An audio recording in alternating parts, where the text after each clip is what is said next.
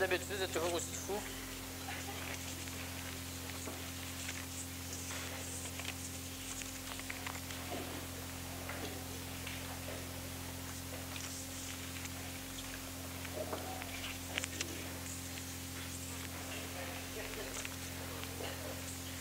Si vous continuez comme ça, d'ici peu, on va étirer les conférences du mois d'1 heure.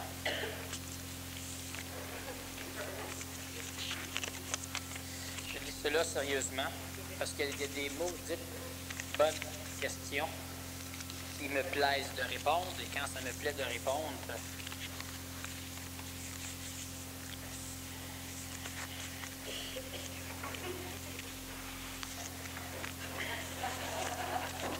moi qui avais l'intention de vous parler de comment se formaient les Melchisédek et répondre aux questions seulement lors de la 3e partie.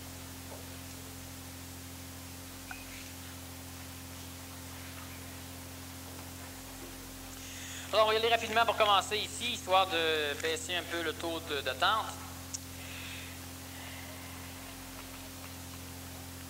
Lorsqu'une vibration matérielle est augmentée, elle devient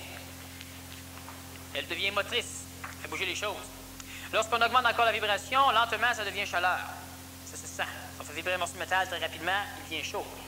Et si on continue à faire vibrer de plus en plus rapidement, ça devient lumière.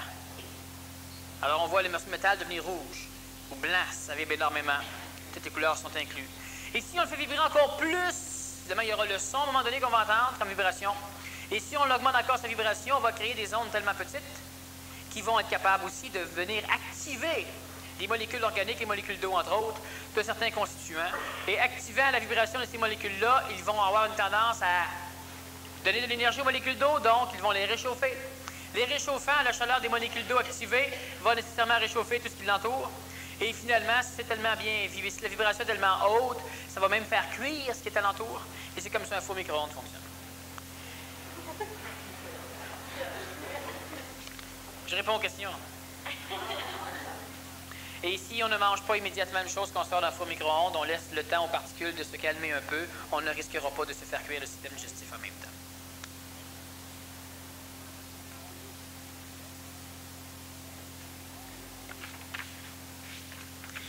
Il y a des personnes qui ont des visages semblables et qui souvent portent les mêmes noms. Peux-tu expliquer? Ben, c'est simple. Je l'ai expliqué souvent. Hein, de temps en temps, on se plaint que je répète, hein? Oh, le corps physique attire ce qui va réincarnativement le constituer, ce qui fait que nécessairement ce qui va venir dans un corps similaire sera similaire.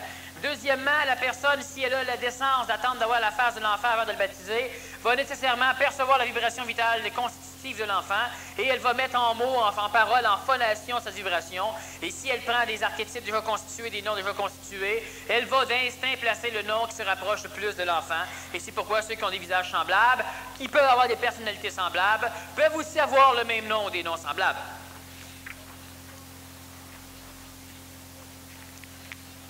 Quel est le sens ésotérique du mot « hara » ? Ben, ça dépend de ce qu'on entend par « hara ». Évidemment, « hara », on peut prendre comme sens bio-ésotérique, système de grande gueule, c'est un perroquet. Bon. Le mot « hara » peut aussi symboliser l'énergie vitale qui part d'un foyer central de l'homme, c'est-à-dire que pendant longtemps, certaines ethnies perceptives ont pensé que certains centres d'énergie étaient à l'extérieur de l'homme. D'ailleurs, les centres d'énergie, ce qu'on appelle les chakras, sont tous à l'extérieur de l'homme, dans le dos de l'homme, à l'extérieur dans son corps vital, sauf un centre qui va être sur le devant. Et le centre, le hara, est symboliquement le foyer central de la volonté vitale qui peut gérer la montée du Kundalini, donc du serpent, du feu serpent ou du serpent énergétique qui est représenté souvent dans les mécanismes tantristes. Le hara provient de la volonté de l'homme, c'est-à-dire que la volonté de l'homme peut influencer le hara, qui peut libérer. Il y a le phénomène de l'énergie sexuelle, le Muladhara, et il y a le hara qui est un peu plus haut, qui peut être contrôlé par la respiration et en même temps par le travail sur le centre d'équilibre corporel, c'est-à-dire baisser son centre de gravité, ce qui permet au hara de monter un peu plus haut. Le sens ésotérique, contrôleur de l'énergie. Peux-tu expliquer le phénomène d'échange d'énergie qui accompagne directement le décès de René Lévesque, qui s'est réincarné dans tous les Québécois?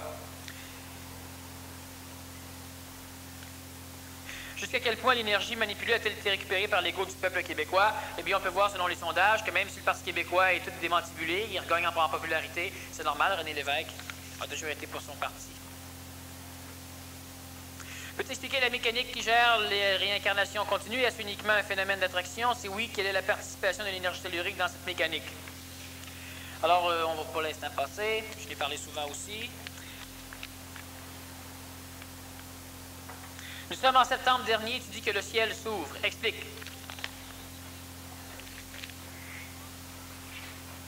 Le ciel s'ouvre en ce sens que l'énergie supramentale a de plus en plus de facilité à descendre à travers le monde de la mort pour parvenir dans la dimension qui s'appelle le monde de la vie, l'homme.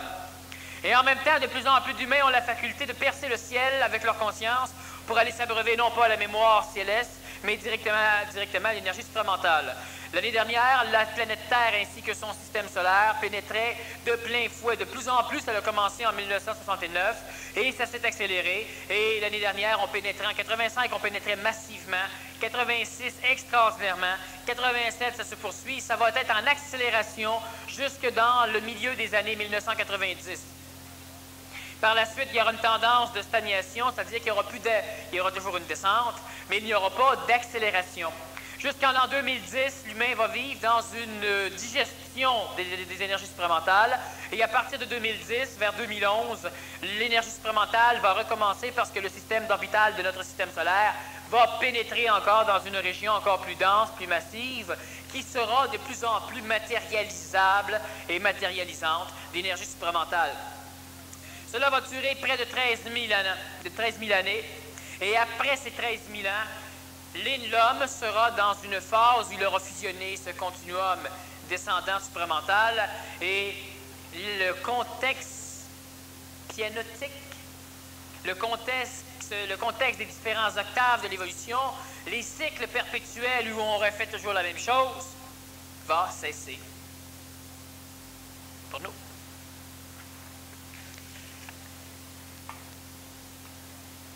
Si tu tues quelqu'un par légitime défense sans remords de conscience, c'est un karma. Non.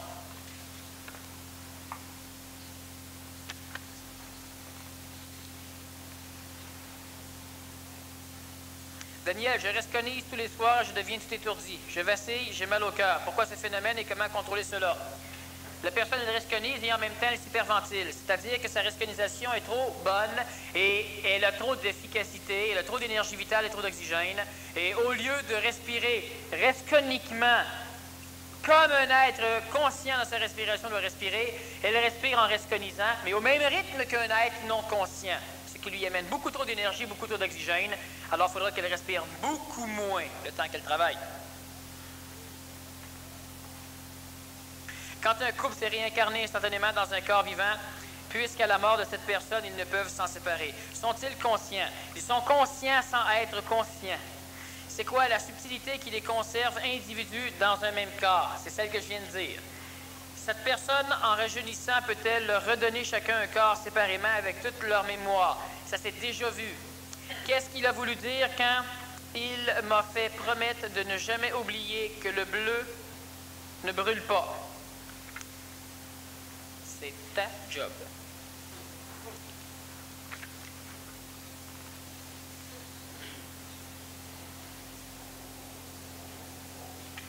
Mon fils a assisté au visionnement de E.T. alors qu'il n'avait que 2 ans et demi.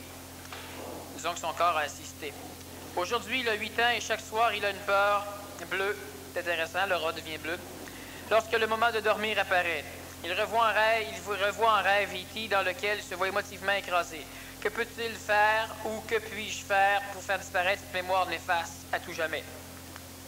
La première chose, c'est de lui refaire voir le film E.T.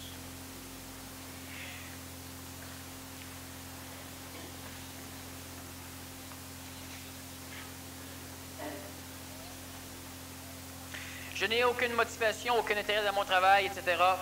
Y est-il important d'avoir de l'ambition? Si oui, comment la cultiver? Comprenons qu'on a besoin d'argent.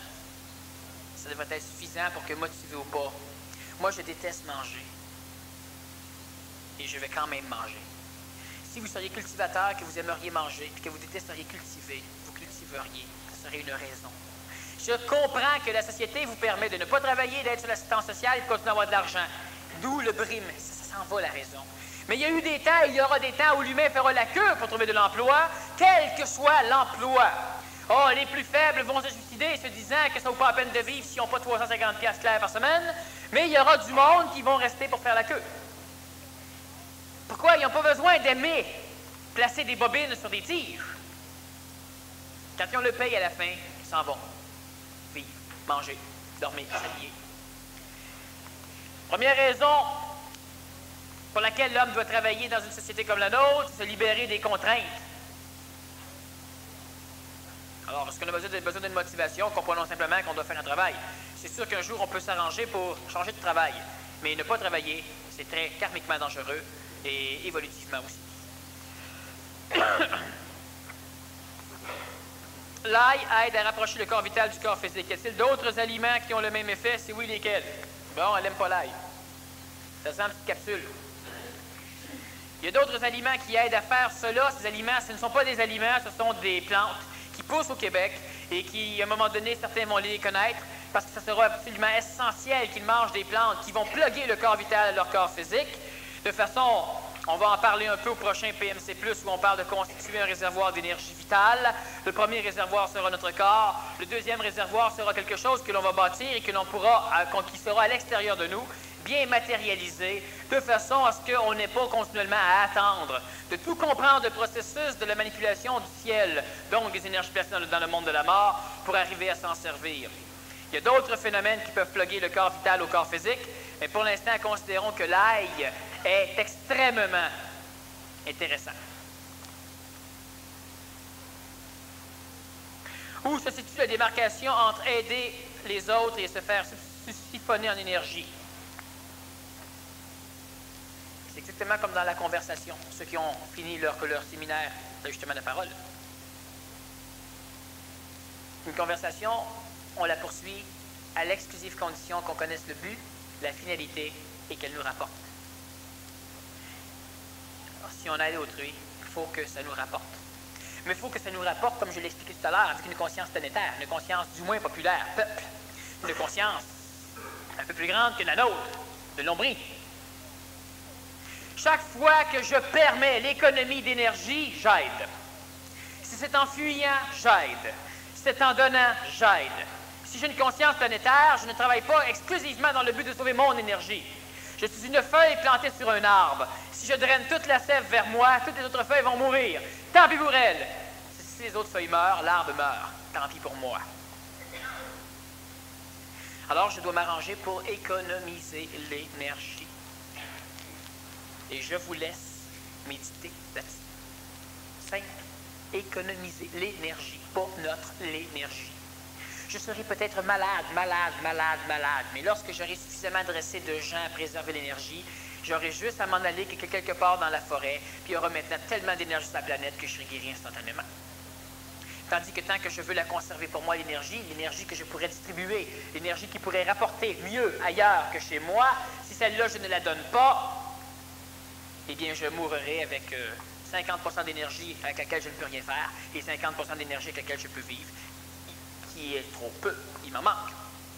Tout ce que je ne peux pas me servir en tant qu'énergie, il serait intelligent que je le lègue ou que je le place dans un réservoir d'énergie.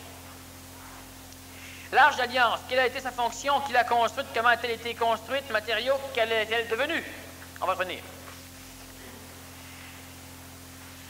On va revenir.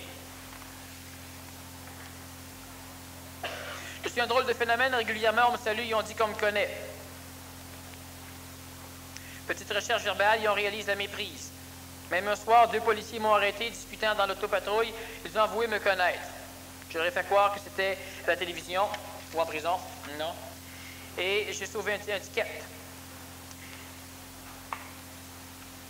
À part d'avoir la face à tout le monde, ce que j'allais suggérer, donne-moi une autre explication. Bon, ben c'est rusé, c'est bien ça.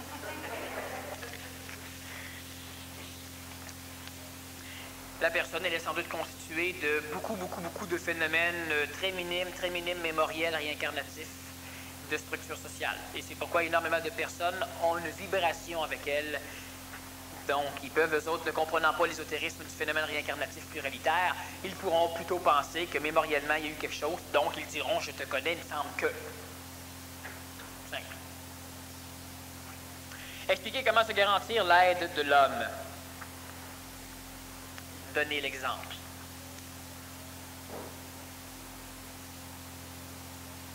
Je me rends compte que je suis mon anti-homme tout en moi. Que reste-t-il lorsqu'il est expulsé? Il va rester la personne qui vient d'écrire la question. L'illusion n'existe pas. L'illusion n'est que la mésinterprétation de la réalité. Donc, c'est ce qu'on appelle l'illusion. D'accord? À la première étape, on dit la matière est réelle. À la deuxième, la matière est illusion. Et à la troisième, la matière est réelle parce que la projection d'énergie supérieure... Bon. Si la matière est chaotique, est-ce que les énergies supérieures le sont aussi? Le chaos n'existe que du point de vue de l'homme. Le chaos, c'est tout ce qui ne fait pas partie de la compréhension harmonieuse de l'homme. C'est le chaos. J'ai mal choisi mon univers et j'ai oublié de prendre une correspondance. Puis-je changer de destination, même sans transfert, sans correspondance, ou c'est trop tard? Une chance qu'ils ont inventé le système d'autobus. La personne n'a pas choisi son univers. Elle n'a pas oublié de prendre de correspondance. Elle ne peut pas changer la destination parce qu'elle ne sait même pas où elle va déjà là. Et il n'est pas trop tard pour ne rien faire.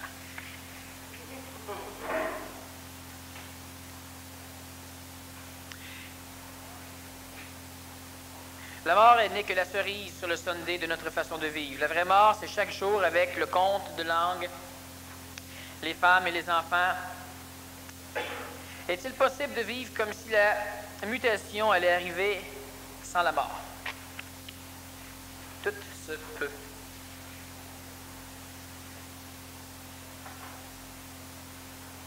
L'univers est en synertie. Nul ne peut voir Dieu sans mourir. Est-ce de l'ego dont on parle? Si certains humains n'ont pas d'importance cosmique, chaque individu humain n'a pas d'importance cosmique tant qu'il ne devient pas un exprimateur individuel de l'intelligence. Et donc, n'a pas d'importance cosmique et donc sont interchangeables. Ils n'ont donc pas plus d'importance planétaire. Comment se forcer artificiellement à les trouver importants alors qu'ils ne le sont pas? Je n'ai pas dit qu'il fallait qu'on se force à les trouver importants. Je dis simplement que le gars ou la fille qui est absolument pas important, si elle passe dans la rue là-dessus, tu comprendras ce que je veux dire par « elle est importante ». Elle vient de changer tout ton avenir. Et lui-même va dire, oui, mais on n'a pas de libre arbitre. On n'a pas de libre arbitre. Mais ça n'empêchera pas la personne qui vit d'une attente active de finalement être animée par quelque chose de supérieur qui aura la possibilité d'imprimer dans l'ego la faculté de comprendre que les autres égos ne sont que des robots. Et lorsqu'un robot découvre un maître, il ne tue pas, il passe. Les autres sont ici. Si les humains individuellement n'ont pas d'importance, ce que je veux dire, c'est que pour permettre l'accomplissement de l'évolution, tuer ou faire naître, ce n'est pas un problème pour les lois cosmiques ou pour le régent cosmique. Qu'un être humain vive ou meure, tout le monde s'en fout. Seuls ceux qui ont de la mémoire de l'humain souffrent parce qu'ils ont de la mémoire de l'humain. Lorsque la mémoire de l'humain est morte, on ne souffre plus, on s'en fout. Qu'un gars meurt au Vietnam, on s'en fout tout. Cosmiquement, c'est la même chose, sauf que le gars au Vietnam, pour le gars au Vietnam, c'est le gars ici, c'est un de vous autres. Et tout le monde s'en fout. L'important, c'est que la mort, la maladie, ces choses-là engendrent dans ceux qui restent des événements, dans la mémoire astrale des événements, de façon à ce que la génétique puisse être améliorative pour engendrer des corps physiques qui auront de l'allure. C'est ce que je veux dire par l'humain n'a pas d'importance cosmique. Autrement dit, toute l'énergie cosmique ne s'est pas concentrée pour vous protéger. Votre propre protection est entre vos mains. ce que je veux dire par n'a pas d'importance. Il n'y a pas de guide qui vous sauve, il n'y a pas de maître qui vous protège, il n'y a pas de sphère de lumière qui vous empêchera de vous casser la gueule. Si vous ouvrez les yeux et que vous observez les choses, vous éviterez des accidents, et si vous dormez, vous allez vous faire frapper. Il n'y a pas d'importance cosmique dans l'individu, il n'y a d'importance cosmique que dans la race. Lorsque dans la race naît une personne qui peut aider l'expression de l'intelligence dans l'idée mutative des corps physiques, cet individu devient important. C'est-à-dire que lui sera protégé. Je n'ai pas dit que l'homme était de la merde, j'ai dit que l'homme n'avait pas d'importance en tant qu'individu au niveau du point de vue cosmique. Qu'une personne ici meurt, qu'est-ce que ça peut foutre étant donné qu'elle va se réincarner? Du point de vue cosmique, on s'en fout qu'elle meurt. Oui, mais cette personne-là est importante, cette personne-là fait ceci, cette personne-là fait cela. Ça n'a strictement rien à voir. Ça n'a rien à voir. Rien. Parce que de toute façon, elle va revenir. Du point de vue de ceux qui la connaissent, ils la perdent. Pas du point de vue cosmique. Et lorsque l'individu commence à se conscientiser, il doit prendre en considération l'écosystème. Tous les pissenlits sont importants. Tu viens de l'écraser un? Pas grave. C'est comme ça que marche l'humain. Vous êtes tous importants par le fait que vous faites partie d'une race. Qu'un Dieu vous écrabouille avec son pied, je ferai plus attention la prochaine fois. Puis vous là-dedans, quoi vous là-dedans? Qui vous? Vous gagnez le monde de la mort. Et puis vous allez revenir. Alors pourquoi du point de vue cosmique, quelqu'un s'intéresserait à savoir ce qui s'est passé? Parce qu'il n'y a rien de perdu. Le contenant change, ce qui le constitue ne change pas. Alors on ne se force pas à voir les autres comme étant importants. Tout ce que l'on doit se comprendre, c'est que toutes les autres ont fait en sorte que je sois ce que je suis. Vous avez des problèmes, tout l'écosystème ainsi que vous, un manque de compréhension de la visualisation de l'écosystème. L'homme qui ne peut pas comprendre ce qu'est un système écologique, il devrait tout abandonner puis essayer que de comprendre que ça. Que ça. Le style maringouin n'a pas d'importance, mais parce qu'il est rentré dans ton automobile, parce que tu as eu un accident à cause que tu n'en avais pas, ou ça peut être une guêpe, si vous voulez plus, parce que tu l'as frappé et tu as perdu de l'énergie, tu as perdu un petit peu de sang, le petit maringouin qui s'appelle mouche tsetse et qui communique la trypanosome, la trypanosomiase, la maladie du sommeil partout, des maringouins comme le nôtre. C'est pas d'importance, pas du point de vue cosmique. Du point de vue du gars ou de la fille qui est pogné avec la maladie du sommeil et qui va en mourir. Bien, cet insecte-là n'en a pas plus d'importance dans sa conscience. Elle maudit tous les insectes. Elle maudit le pays, alors qu'il n'a fallu qu'un insecte. Sauvez-vous de la police. Prenez une autoroute, payez tous les flics de Montréal derrière vous. Ils n'auront pas assez d'automobiles pour boucher toutes les sorties. Alors, vous pouvez rire. Vous pouvez dire aux flics, à quelle sortie que là, je suis libre. Puis si le flic est wise, il va dire non. J'ai en masse de tout pour boucher une sortie. Il faut juste que je bouche la bonne. Tout est simple si on comprend l'écosystème. Et lorsque on dit, oui, mais ça veut dire qu'il faut que je me force à trouver les plantes importantes. Non, elles sont importantes. En réalité, elles sont utiles. Et du point de vue des l'ego, cela doit être considéré comme de l'importance. Vous marchez dans la forêt, vous écrasez des fourmis, ça n'a rien à voir, on s'en fout. Vous voyez les fourmis, puis vous placez le pied à côté, vous venez de gagner un iota d'énergie. C'est ça la mécanique. Conscience. C'est avec des hosties de fourmis. Pas de problème. Du point de vue de Dieu, du point de vue du cosmique, c'est pas grand-chose non plus. Sauf que si tu vois que c'est une fourmi et que tu mets le pied à côté, c'est que tu permets à l'intelligence de descendre, ce qui engendre et profite à la mutation. Je ne vois pas l'autrui important. Mais une chose certaine, c'est que tout ce que je fais provient d'autrui. Tout ce que j'ai pour m'habiller provient d'autrui. Tout ce que je mange provient d'autrui. Tout ce que j'ai provient d'autrui. Et c'est à cause de ce que j'ai que je suis ce que je suis. Bien, si boire autrui a une certaine forme d'utilité. Et moi pour eux aussi. Une utilité mécanique. Je ne veux pas que vous commenciez à vous mettre à genoux devant les individus, ça n'a rien à foutre.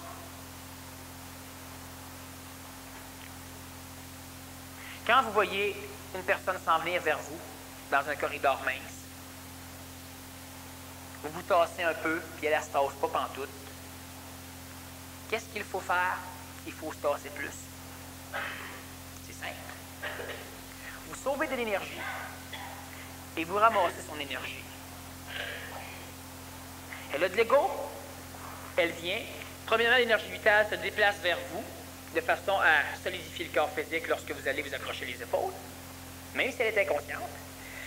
Et lorsque vous vous tassez un peu plus, énergétiquement, l'énergie tombe. Exactement comme ça s'appuyait physiquement, puis vous vous tassez. C'est elle qui revole. C'est un principe du judo très ancien. Ou c'est un principe chrétien très ancien. Ou c'est un principe abrahamien très ancien.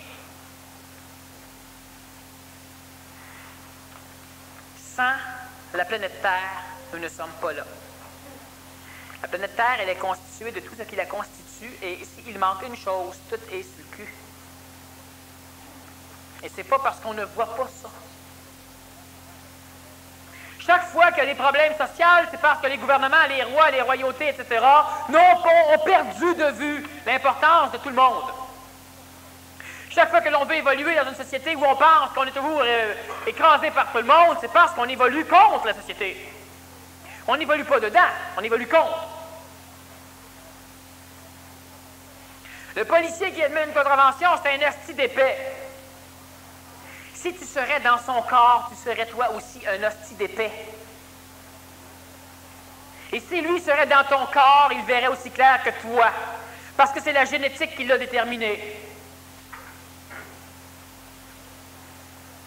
Elle détermine l'accumulation des mémoires. Donc, elle détermine la constitution de votre ego, votre façon programmée de penser. Alors, parce que vous avez un corps physique qui ne vous regarde même pas, mais qui vous a attiré, parce que l'autre a un corps physique qui a attiré d'autres choses, et bien on peut chialer. Je répète que chaque personne qui n'a pas votre possibilité de comprendre, les personnes qui suivent, les personnes qui traînent, les personnes des pays sous-développés, etc., sont ceux qui nous permettent d'être ce que nous sommes. Alors, c'est évident qu'ils sont importants. Qu'est-ce qu'Adolf Hitler voulait faire? Éliminer ce peuple. Alors, il a travaillé pour éliminer ces peuples. Et quand il n'y a plus assez de peuples manger à marde, c'est le Troisième Reich qui a mangé à marde. On ne peut pas faire autrement.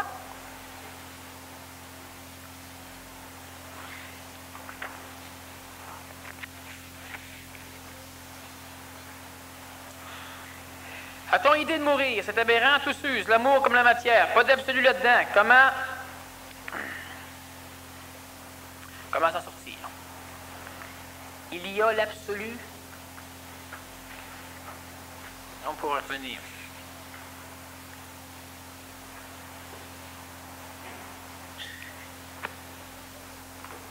Si on perd connaissance quand on se coince le petit doigt dans une porte, comment l'énergie, le système nerveux pourra-t-il à jamais supporter le plan supramental?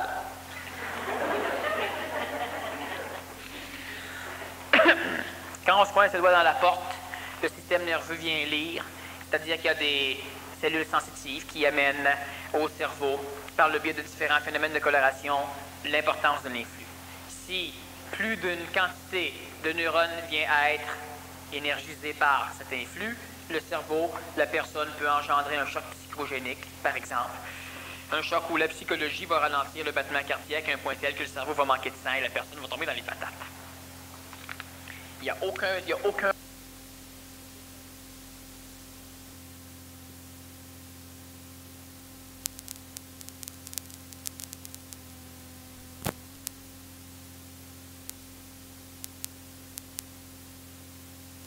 doit y perdre connaissance et puis rencontrer l'énergie supramentale qui, elle, procède par d'autres phénomènes.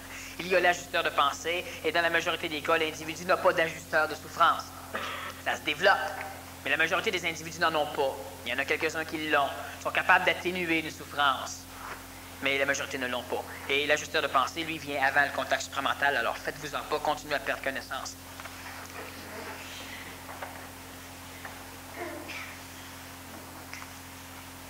Bon, planète est un mot intéressant.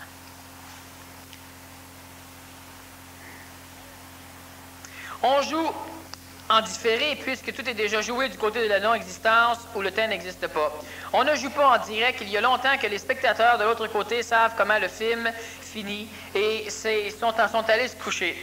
Comment sortir de ce film, nous qui le projetons? C'est intéressant, c'est très, très, très intéressant. Un peu langage d'oiseau, mais c'est bien.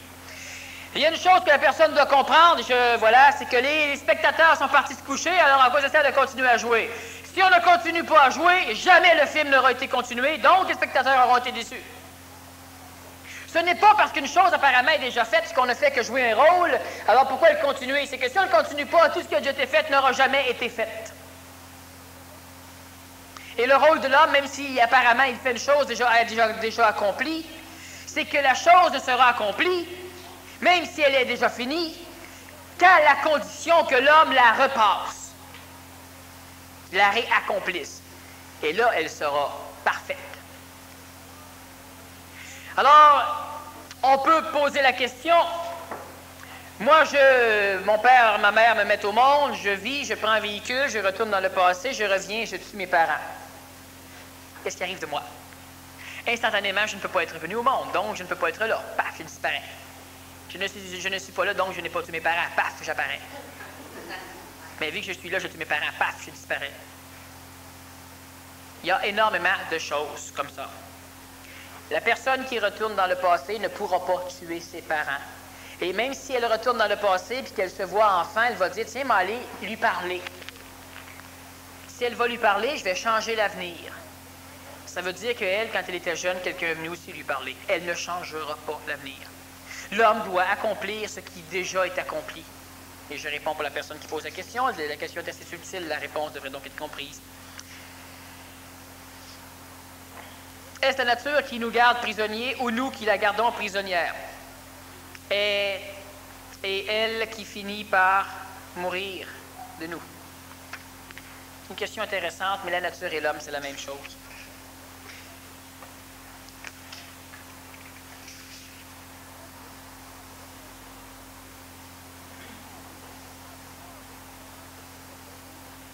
Quand une personne crée un remous chez une autre personne, par une manifestation astrale, elle crée une initiation chez la personne. Est-ce que la personne qui vient d'être initiée doit quelque chose à l'autre? Si oui, quoi? Si elle l'a demandé, elle doit quelque chose. Si elle ne l'a pas demandé, l'autre paiera karmiquement. Tu dis que le supramental ne sait rien de l'homme, alors ceux qui ont déjà fusionné n'auraient rien apporté à la mémoire galactique de la part de la mémoire planétaire. Ceux qui ont déjà fusionné n'apportent rien. La mémoire supramentale ne peut pas connaître l'homme parce que la mémoire supramentale vibre à un degré tellement rapide qu'aucune mémoire planétaire ne peut être placée dans le continuum supramental sans être détruit. C'est pourquoi l'on dit, lorsque l'ego regarde Dieu ou lorsqu'il le reçoit, il est détruit. Il ne peut plus rien se rappeler. Tous ceux qui ont eu un contact fusionnel avec le plan supramental restent. Lazare a eu ce contact et Lazare reste humain. Le Nazaréen a eu ce contact et le Nazaréen reste humain. C'est pourquoi il est resté humain comment? En pluguant des mémoires dans le monde de la mort, mémoires que tout le monde se passe encore son temps à vénérer et à adorer. À un moment donné, il va venir la rechercher. Ceux qui ont eu un contact fusionnel comme les grands maîtres ont toujours un corps planétaire. Il n'est pas nécessairement physique, il peut être éthérique planétaire, donc un corps de lumière. On ne peut pas les sectionner la chose. Alors voilà, ceux qui ont eu une fusion n'ont rien à mener de connaissances planétaires dans le monde supramental, pour la simple raison que les connaissances planétaires restent au niveau de la planète et les connaissances supramentales au niveau du plan supramental. Lorsque l'homme veut amener la connaissance supramentale dans le plan planétaire, il doit passer par la parole, donc nécessairement il passe par la mémoire, donc par l'astral, et le temps que prend la parole, le son, à se véhiculer du centre phonique aux oreilles, eh bien, veut pas, c'est de la mémoire et ça passe par le biais de la coloration astrale, ce qui fait que le contact supramental ou la communication pure supramentale ne peut se faire que dans l'éther, c'est-à-dire dans le plan supramental de point de vue télépathique. Donc, deux individus ou 15 ou 20 000 ont la même connaissance en même temps. À l'instant que cela se fait dans le contexte télépathique biologique ou encore carrément oral, nécessairement, le plan supramental est coloré et ça passe déjà moins. Le bel amour d'un père aimant, c'est possible que lorsque l'on se croit supérieur. Il faut aimer les plus petits, n'est-ce pas? C'est encore un autre phénomène de la spiritualisation. J'ai déjà expliqué en PMC+, je ne reviendrai pas là-dessus, j'ai décidé que moi je passais, qu'il y avait un très petit fil entre ceux qui font des choses sans savoir pourquoi et ceux qui le font en sachant pourquoi. Et c'est la même chose. Il y a ceux qui mangent sans savoir pourquoi ils mangent, et il y a ceux qui mangent en sachant pourquoi ils mangent. Sont-ils pareils? Non. Alors, est-ce qu'on doit sentir les autres plus petits pour les aimer? Du point de vue spirituel, oui, parce que l'être humain doit prendre pitié des faibles. Aimer ne provient pas de l'homme. Aimer n'est pas un choix. Lorsque l'intelligence arrive à s'exprimer par la compréhension ou par la résonance observé-observateur, l'être humain aime d'une façon impeccable, il aime sans souffrir, il aime sans juger, il aime parce qu'il n'aime pas. Son amour n'est pas sélectif ni conditionnel. Aimer les plus petits, il faut aimer les plus grands aussi. Il faut s'aimer soi, il faut aimer les différents.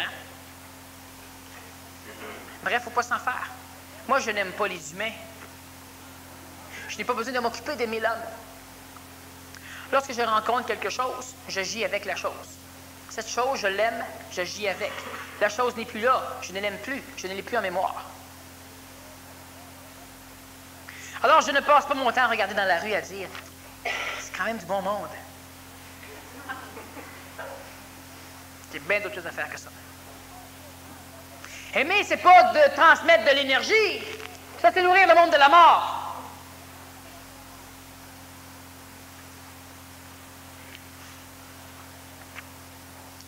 La haine non sélective n'est-elle pas plus pure que le mépris des grands? Non. C'est pareil.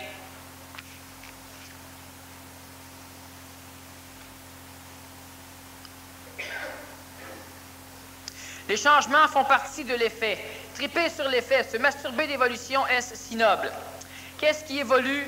Ce n'est pas la psychologie, ce n'est pas le physique. Si on regarde des figurines de l'ère mégalithique, elles ont la même forme physique que certaines femmes, 87. N'évolue-t-on pas pour retourner à la cause?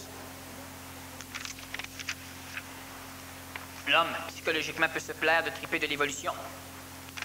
Retourner vers la cause, c'est ce que nous faisons. Et comprendre que chaque parcelle de réaction est en réalité l'action bien camouflée, c'est connaître et goûter un peu plus la création. Sauf que celui qui étudie continuellement la cause ne pourra connaître que l'illusion de l'action par le biais de la réaction. Celui qui va comprendre et étudier l'effet verra nécessairement l'intentionnalité de la cause, ce qui lui révélera non pas l'illusion réactionnelle de la cause, mais l'action première, la cause elle-même ou la cause primordiale. L'homme doit retourner vers la cause, c'est-à-dire que l'homme doit s'arranger pour finalement orchestrer les réactions jusqu'à un point tel où chaque réaction s'annulera elle-même.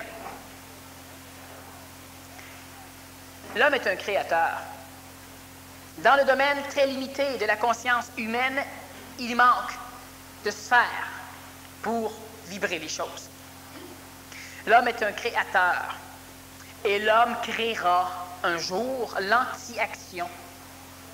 L'homme est un créateur et l'homme pourra créer l'anti-création. L'homme est un créateur et l'homme pourra s'arranger pour parfaire ou accomplir sa fonction, faire en sorte que l'univers n'ait jamais existé. L'homme est un créateur, il n'est pas un destructeur. Il créera les choses qui pourront parfaitement s'associer au chaos, détruisant par le fait même le chaos.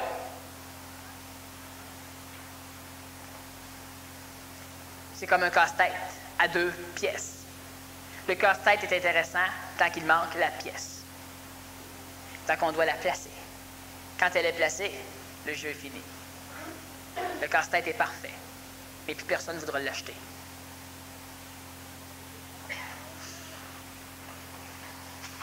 Bon.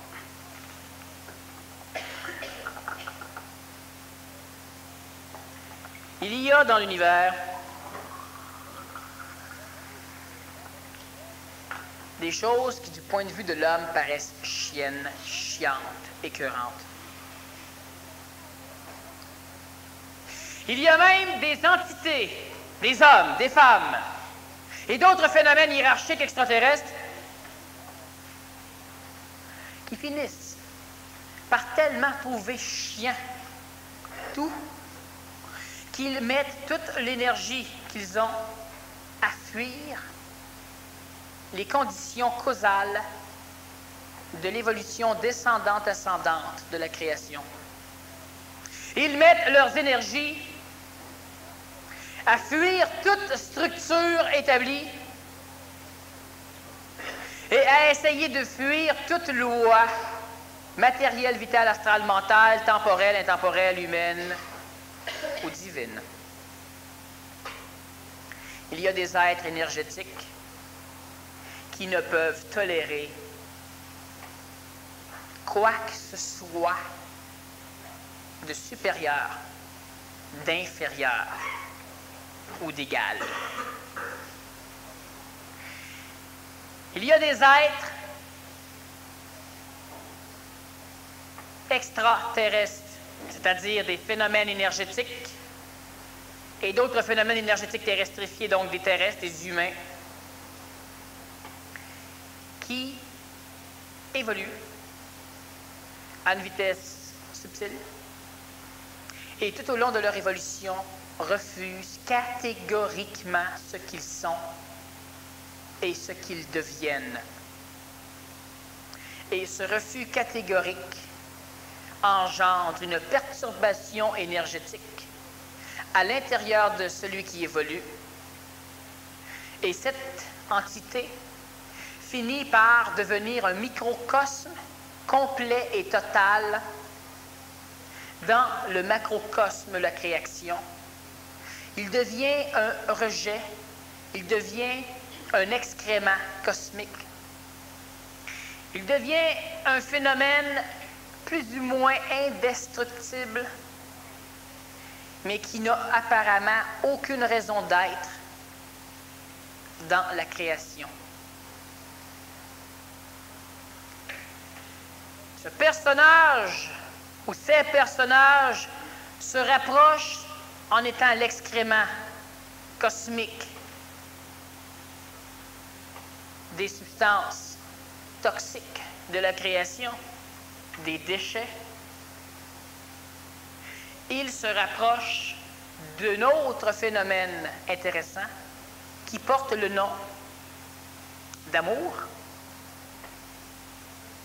Un amour qui aussi doit ou a dû fuir l'homme depuis le début de la création. Il y a comme principe, disons, supraatomique physique, une loi qui est théologiquement reconnue aussi, que toute chose découle d'une chose et que chaque chose a son point d'origine. Chaque chose est engendrée par une suite plus ou moins complexe de d'autres causes. Tout le phénomène évolutif ou cosmique est réactionnel. Il n'y a eu qu'une seule action qui n'a à peine eu le temps d'être, la création. D'où le terme création. Et à travers toute cette mécanique absolument logique où chaque chose naît d'une cause, de temps en temps apparaît une condition énergétique qui ne naît de rien, qui n'engendrera rien. Et c'est ce qu'on appelle l'amour. C'est absolument gratuit, ce n'est causé par rien, ça n'aboutit à rien. Ça l'a été, ce n'est plus, ça n'a jamais été. Celui qui aime planétairement et qui veut aider quelqu'un parce que ça le touche est réactionnel. Ce n'est pas cet amour. Celui qui se promène sur la rue et puis soudainement se retourne, ouvre la porte à quelqu'un qui a de la difficulté et puis il continue son chemin. C'était de l'amour. Celui qui y pense est réactionnel. Ce n'est pas de l'amour, mais c'est peut-être de la logistique, de l'écologie ou de l'intelligence. Cela fait partie de l'amour intelligent. Alors, il y a l'amour psychologique de l'homme, l'amour sélectif, l'amour conditionnel. Il y a l'amour intelligent de l'homme nouveau, l'amour inconditionnel, l'amour non sélectif. Et il y a, au-delà, l'ectopicité, la chose qui apparaît sans aucune cause et qui disparaît sans aucune raison. À travers cela, certains individus qui, au travers les temps de l'évolution cosmique et planétaire, se rapprochent de cela, finissent par être quelque chose qui ne naît plus de rien, parce qu'ayant rejeté toutes les conditions légales, devient un phénomène excrété qu'on ne veut plus rien faire. On ne peut rien faire avec. Il restera ballotté à travers tout le continuum mécanique des programmations et de l'évolution de cette cosmologie sans en bénéficier. Il n'en bénéficie plus. Et certains de ces personnages ont été terrestrifiés. Et il y en a encore sur la planète des excréments cosmiques. Il y en a toute une horde, et il y en a une quinzaine sur la planète Terre présentement. Et étant donné qu'ils ne peuvent participer à l'évolution, ils sont rejetés partout dans l'univers et ils sont suffisamment mémoriels qu'ils ne peuvent pas devenir des antithèses d'eux-mêmes. Donc, ils ne peuvent pas se détruire, c'est-à-dire qu'ils ne peuvent pas naître à la réalité.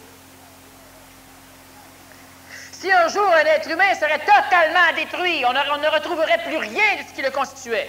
Pas de lumière, pas de chaleur, pas de son, pas d'énergie, pas rien.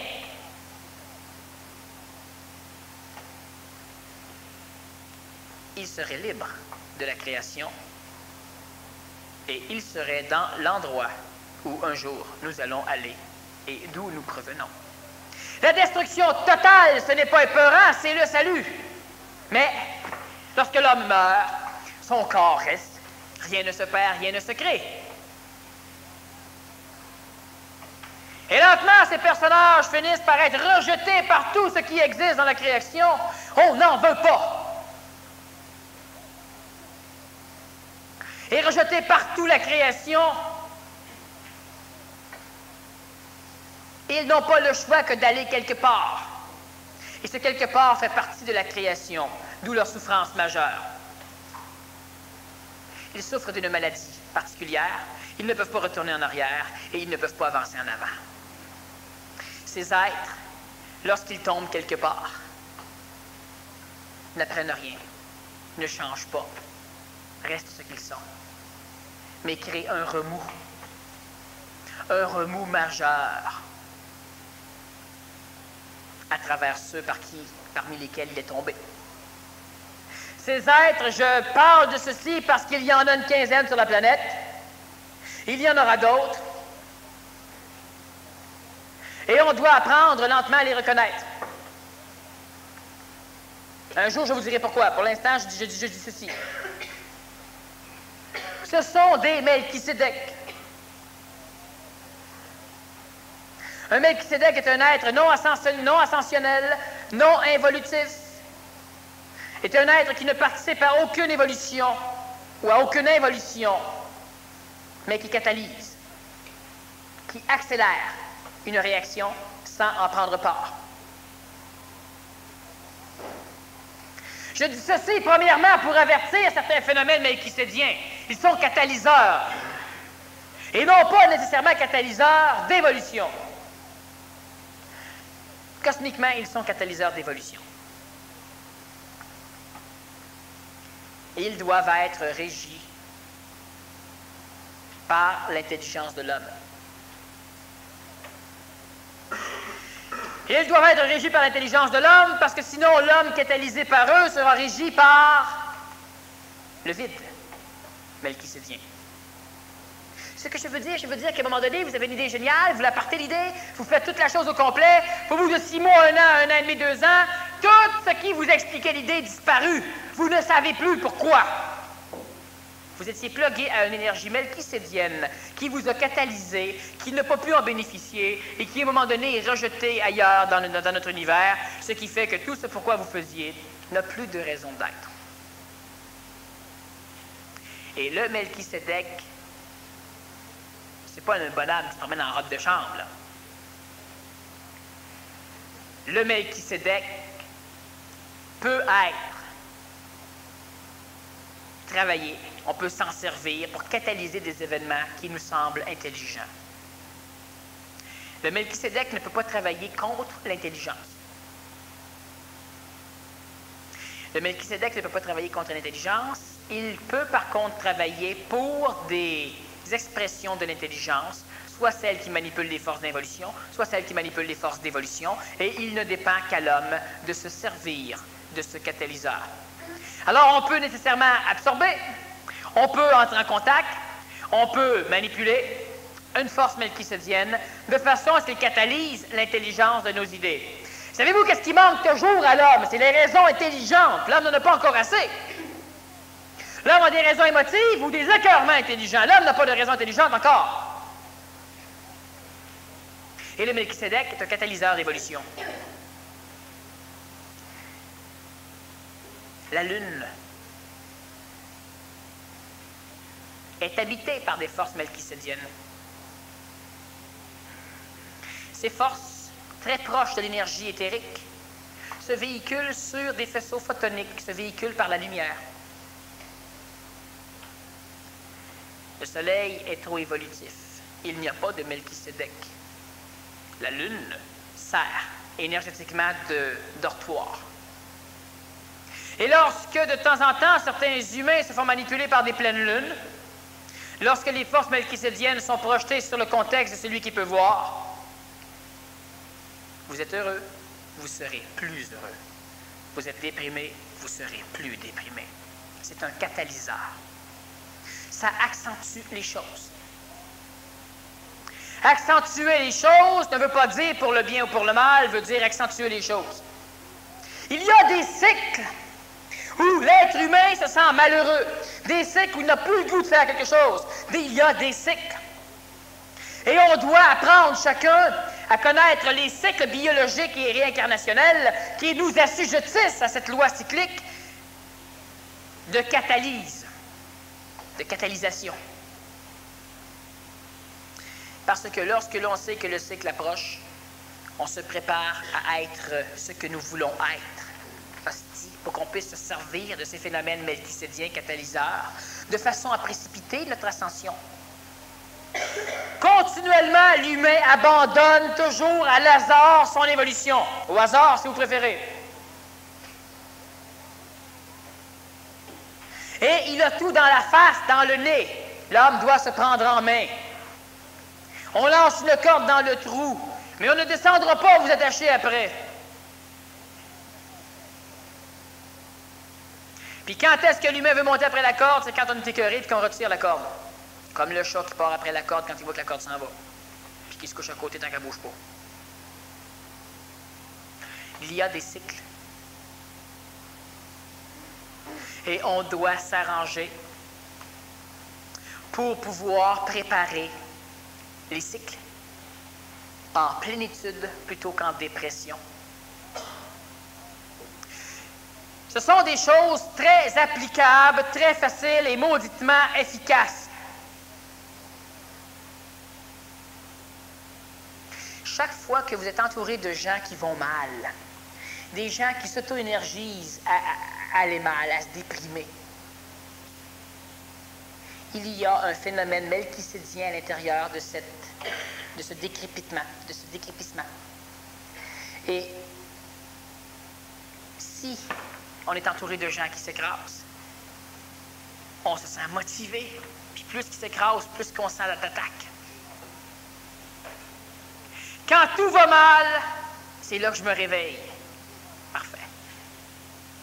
Il y a des cycles. Et on doit apprendre à se servir de cette énergie. C'est un excrément qui ne cherche plus rien, qui n'a comme fonction que de catalyser, accélérer une réaction sans en prendre part. Ça a un maudit avantage. Premièrement, ça ne sera jamais un maître. Ça ne pourra jamais vous subjuguer. Ça ne pourra jamais prendre votre place. Ça ne participe pas à votre évolution. Puis en même temps, ça accélère, ça bouscule.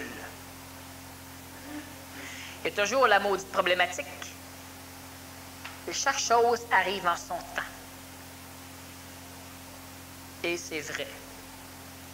Lorsque vous décidez d'accélérer, c'est parce que c'est le temps.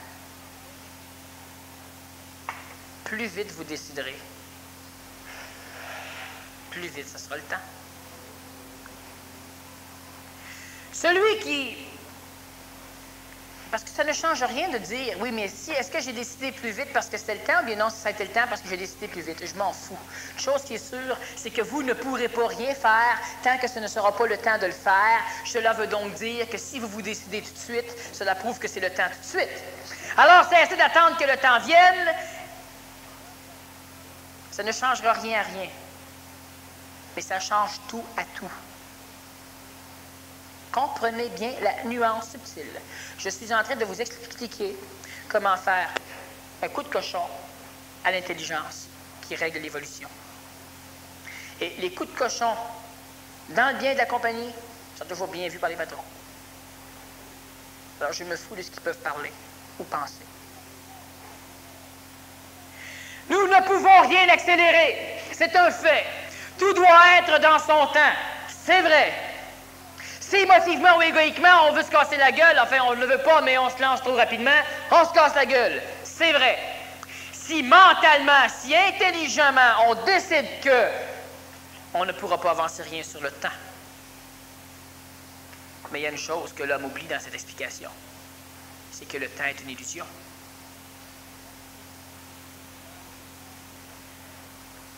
Lorsque l'homme décide que c'est le temps, décide-t-il que c'est le temps parce que c'est le temps qu'il le décide? Ou si c'est-il le temps parce qu'il le décide? La réponse, c'est les deux choses, intimement fusionnées. Mais ça n'a aucune importance de comprendre toute cette problématique. L'important est de comprendre que vous ne pouvez rien accélérer, rien. Et que chaque fois que vous accomplissez une chose, c'est que c'est le temps. À partir de ce principe, accomplissez. Ce sera le temps. Simple, puissant, con. Les énergies melchisédiennes sont des catalyseurs. Chaque fois que vous sentez une chose s'en aller, pensez que vous auto-énergisez une chose qui travaille contre vous. C'est de connaître les cycles, de s'arranger pour être heureux dans chaque cycle. Et c'est le temps lorsque c'est le temps. Je n'ai rien contre. Je n'ai rien contre. Je ne changerai pas ça. Ça n'en m'empêchera pas de faire ce que j'ai à faire. Ou je m'ajusterai au temps, ou le temps s'ajustera à moi. On va revenir.